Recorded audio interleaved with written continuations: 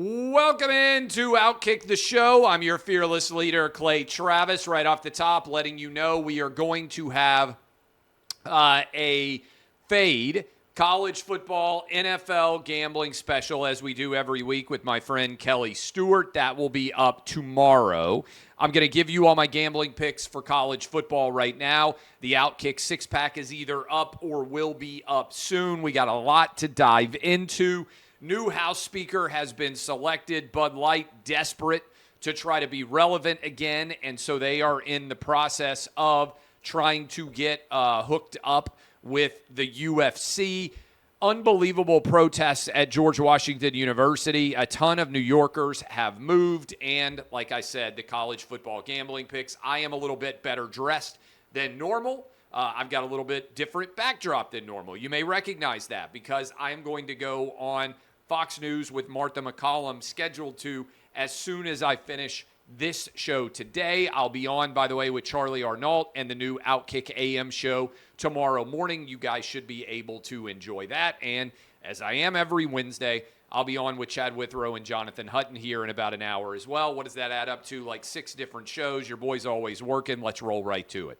All right, time to make some money. These are my 11 winners for college football. Oklahoma. Remember when everybody was fired up, including, believe it or not, your boy? I thought that the decision to go with Brent Venables to lose Lincoln Riley was going to set Oklahoma back just in time for their return to the or their joining of the SEC. I was wrong. I think most people out there right now, if they had to make a choice and they are Oklahoma Sooner fans, I think they would rather have Brent Venables than Lincoln Riley. I legitimately mean that. But I do think this is significant. Kansas, coming off a bye week. Oklahoma, 10-point favorite on the road at Kansas. This may be a crazy decision. This may be a ludicrous decision. This may be a question that leads you to say, what in the world are you thinking, Clay Travis? I'm on Kansas, plus 10. Penn State, not good. Ugly offensively. I believe they're the only top 25 team that doesn't have an offensive play of 40-plus yards all season. Indiana, not good at football. It is almost basketball season, blessedly, if you're an Indiana Hoosiers fan. Penn State, hosting Indiana. This line is huge, over 30 points. I think Penn State's going to win by over 40. Coming off of the disaster performance that was Ohio State, to help to get ready for Michigan coming to town in what will be a, hey, we're Penn State and we still matter, I think Penn State blows out Indiana. I love the Nittany Lions here. Virginia under Tony Elliott has been getting a little bit better. Early in the season, they were getting blown out. The last 3 ACC games, lost by 3 to NC State, 3 to Boston College, then came out of nowhere, won by a 24 or so point underdog, came out and beat North Carolina at North Carolina. Now UVA's on the road at Miami. I've got UVA plus 18.5 in this one. Texas, Quinn Ewers, injured shoulder. He's going to be out multiple weeks. What in the world is going on here? This is a big story that deserves a lot of attention as it pertains to Texas's ability to stay with only 1 loss, advance to the Big 12, hopefully get Quinn Ewers back healthy for the Big 12 title game. I've got BYU, though. BYU got 5 turnovers, got the win over Texas Tech last weekend. The Cougars, as I said in my pick, they aren't all just on 6th Street in Austin. I think this is going to be a much closer game. Texas plays it close to the vest, low scoring, numbers too high. I got BYU plus the 17.5. South Carolina at Texas A&M. Texas A&M sitting at 4-3, hit the bye week coming off the loss to Tennessee. South Carolina sitting at 2-5, lost at Missouri. I think South Carolina is going to win 3 in a row to get ready for their game against Clemson, which I also think they'll have a decent chance of winning. But first, Texas A&M, I believe, is going to cover the 14. 2 weeks to get ready. A lot of pressure on Jimbo Fisher. Back in College Station, I think the Aggies get the win by over 14. Duke at Louisville, 2 really good defenses. I don't think there's going to be a lot of points scored. Under 46.5 is the play in Louisville. Georgia, Florida. Gator fans have been saying, Clay, we're 5-2. You're giving us no respect whatsoever. I'm taking the Gators plus 14.5 and the over 48.5 in this game. I think Georgia and Florida will have a fun one. 35-24 is how I see this game shaking out. Bulldogs win. Don't cover the big number of 14.5 and the over hits. Oregon at Utah. Utah in the position of redefining their offense. They went out on the road and they won a bunch of they scored a bunch of points on the road against USC. I think there's going to be points raining down aplenty in the Oregon at Utah game. I've got the over 48.5 as the Ducks try to get to the Pac-12 title game with only one loss and play a default playoff game against Washington in what they hope will be a rematch. Tennessee against Kentucky. Tap the vein, boys and girls. Tennessee, they're going to clip this and they're going to use it if I'm wrong here. But I believe I'm still right. I think Tennessee is better than Kentucky at every position group. That is, Tennessee has a better offensive line. Maybe wide receivers, Kentucky could be better, but Tennessee has a better offensive line. I believe they have a better quarterback, better running backs, better defensive line, better linebackers, and better secondary. Maybe Kentucky potentially has better wide receivers, although I think there's pretty good talent at wide receiver for Tennessee as well. Tennessee on the road at night. It's Kentucky's Super Bowl, but I think Tennessee wins by double digits. Ohio State at Wisconsin. I'm taking the Badgers plus the big point total here, plus 14.5. There you have it. 11 different winners for you on the college football weekend. Big breakdown coming with that for Kelly in Vegas, Kelly Stewart tomorrow. All right, the Republicans, your long national nightmare is over. They have picked a new Speaker of the House. His name is Mike Johnson. He is from Louisiana. I would not have recognized him. You would not have recognized him. No one has any idea who Mike Johnson is, but after 3 weeks of uncertainty, we have got a new Speaker. Wanted to talk about this. Well, first, let me talk about Deshaun Watson. Deshaun Watson is evidently not playing this weekend. I don't know if you saw Brady Quinn and Deshaun Watson's personal quarterback coach. This guy always gets involved in social media, and he ends up embarrassing himself. Quincy Avery is his name. Brady Quinn, obviously former Notre Dame and Cleveland Brown quarterback. This is what Quincy Avery said. He's mad because Brady Quinn had the audacity to ask why Deshaun Watson is not playing. Quincy Avery, I'm reading their Twitter exchange. I just seen you Saturday. I don't have anything I want to talk to you about. Brady invited him on the radio show. I'm telling you, you're talking about things you don't know. Talking on another man who doesn't know you is weak. Brady said, well, I didn't see you. Point being, and Brady responded, how about we massage this conversation and get it to a happy ending? Does that sound satisfactory? I shared this interaction, and this dude, Quincy Avery, kind of came out of nowhere, and I don't even know who the dude is. I really don't. I think he's like a quarterback's coach or something. He's kind of chirped at me off and on some, but I'll read you what he said to me, which is kind of a crazy take in general, I think.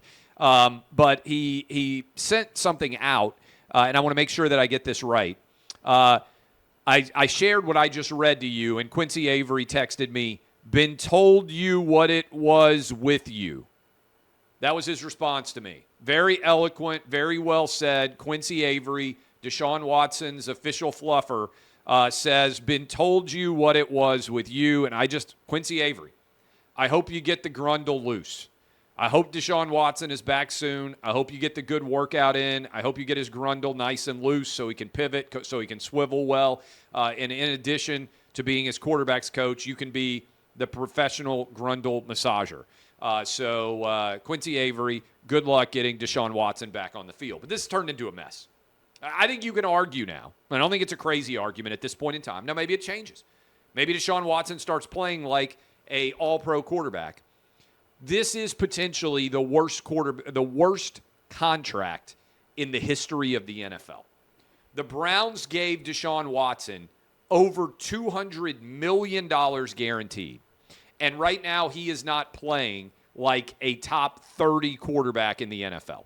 There's all sorts of disputes about how badly he is actually hurt. He came in, he got hit, they pulled him from the game against the Colts. He is not practicing today. It doesn't appear that he's going to play. He set out for a full year because they hurt his feelings in Houston. And then he got accused by 30 different women of inappropriate massage tactics, of sexual assault, of inappropriate contact, whatever you want to say. And now he's come back. He had an 11-game suspension. He was awful last year. He's come back. We're halfway through this year, and he's been awful again. So this is, I think if the Browns could just be like, hey, can we get out of this contract? I think they'd be out of it. I believe they are locked into him for another 3 years. And it doesn't look like Deshaun Watson is ever going to get back to being a high-caliber quarterback, which means this is the most Browns contract imaginable. I saw this story, and this actually made me profoundly sad. So, look, I went to George Washington University. I was an undergrad there. They gave me a scholarship. It's about 4 or 5 blocks down from the White House. I enjoyed my time being a college kid in Washington, D.C. I enjoyed my time at GW. Last night, some modern-day GW college kids shined this, among other messages, on the side of the GW library. It's the Gelman Library. I don't expect most of you to know that. The Gelman Library, the money to build it, donated by survivors of the Holocaust. So the Gelman Library is in the center of GW's campus. GW has, I don't know what the percentage was when I was there. I think it was close to half of the student body is Jewish. It's still like 30% Jewish. So GW has one of the highest percentages of Jewish student bodies anywhere in the country. And these kids who are evidently defending Hamas put on the side of the board, side of the building, glory to our martyrs, divestment from Zionist genocide now. You can go see these pictures on my Twitter feed. Free Palestine from the river to the sea. This is on the side of the library in the center of campus, up on the wall. They were forced to stop doing it because this is not evidently allowed. I don't recall ever seeing this happen when I was on the college campus. It may have, meaning messages portrayed on the side of the student library. Maybe it happened, maybe it didn't. My point on this is, a while back I went off on GW because they removed the Colonial moniker. We were the George Washington Colonials. And our mascot, for those of you who don't know, which probably most of you, was a big cartoonish George Washington figure. And the idea of being the Colonials was the kids are like in the Colonial Army. So sometimes people would wear those tri-corner hats in the stands. There's a connection. George Washington was the general in charge of the Colonial Army. So we were the George Washington Colonials. Last year and a half or so, some of the students and some of the faculty decided that that was unacceptable because of a connection to colonialism and also to connection to colonizer, colonized. Now, I said at the time, as a history major who graduated from GW, the purpose of a college is to educate. And what adults should have said to the kids who were making these demands is as follows. We were in the colonial army in the United States. We were fighting for our independence. This is the opposite of colonialism. We were on the side of fighting for our freedom against Great Britain. They were the colonizers. We were the colonials who were attempting to have our own right to freedom, our own democracy, our own republic. That's what intelligent people on a campus would have said. They would have said, no, this is a stupid demand. Instead, they made the choice, GW did, to change the name. I think they're like the GW Revolutionaries now, which I don't dislike, but the precedent that you set is that these coddled idiot kids who make a demand on a college campus, instead of you doing what the job of a university is, which is to educate the ignorant, those who do not know any better about why they are wrong-headed, you decided to coddle them. You decided to negotiate with them, and you made a change that was totally unnecessary. And so I said at the time, you probably are not going to be surprised by this. When I sold OutKick, my phone started ringing a lot. Vanderbilt University Law School, they suddenly had a lot of interest in getting money from me. George Washington University, a lot of interest in getting money from me. My own high school, Martin Luther King Magnet, it is a public high school. All of a sudden, they want money. When your alma maters find out that you are rich, they quickly figure out what your phone number is, how to get in touch with you, and they try to have meetings to get you to give money. So GW called me. And I said, hey, thanks. I enjoyed my time there. You guys gave me a scholarship. I appreciate it. I graduated, by the way, in 3 years. I've got a brick on campus. I actually just walked through the campus last week when we were doing the radio show. The brick is still there. And I told them, I said, I'm not going to donate money because you allowed these idiot kids to get you to change the name Colonials. And some people were upset with me. They were saying, well, why would you make that decision, Clay? And I said, this is symptomatic of a rot at the foundation of the institution. And the kids putting glory to our martyrs on the side of GW's campus and the protests that we have seen as a result in favor of Hamas are indicative, I think, of the university being captured by far left-wing ideology. It was not that way. There were a lot of college Republicans. There were a lot of college Democrats. When I was in college there, every opinion was welcome. There would not have been this kind of celebration of terrorists. I graduated right before 9/11. I was a first-year law student at Vanderbilt when 9/11 happened. I still had monster number of friends on the campus at GW who were standing inside on the roof of the buildings around GW and were able to see the smoke coming from the Pentagon, which is just across the Potomac River in Northern Virginia, in the wake of those terror attacks. I had a girlfriend on campus at GW who was still an undergrad at the time. I went to the top of her building, and I remember looking out and seeing that smoke soon after 9/11 as seeing the pictures of it and seeing everything that happened. I don't want to sound like Joe Biden. I wasn't walking around in the dustbin of in the fallen parts of 9/11, but I did experience it. I did know what it was like, and I was a college kid there. I said, this is wrong. There would have never been a rally supporting the terrorists after 9/11. And whatever your perspective is, there's good, there's evil, and the terrorists who killed 1,400 people are evil. And GW, with a population, no matter how many Jewish kids there were on campus, no matter how many Jewish alums there were, should be able to point out evil and call it out. And so I would say this, and I already tweeted it, I would ask other George Washington University alums to join me in refusing to make any donations to the university. The more money you can give and you hold back, the more influential you will be. I think you have to send a message to the administration that this will not be countenanced. Now, I don't want kids kicked out of school. I don't like that precedent of, hey, you don't have the right opinion, you should be kicked out. But I do think the university should speak with moral clarity on this issue and let it be known that the university does not stand for terror. And the university will not in any way endorse the murder of 1,400 innocent people in Israel. And the university will not support idiot college kids with idiotic decisions, and that, in fact, we believe those opinions that they shined on the library are abhorrent, indefensible, and without the support 1,000,000,000% of anyone in the administration at GW. And by the way, we're also turning the GW mascot back to the Colonials because we now see that this was symptomatic of the rot here, and we're not going to allow this institution to be coddled and run by imbeciles and ignorant kids. That's what should happen.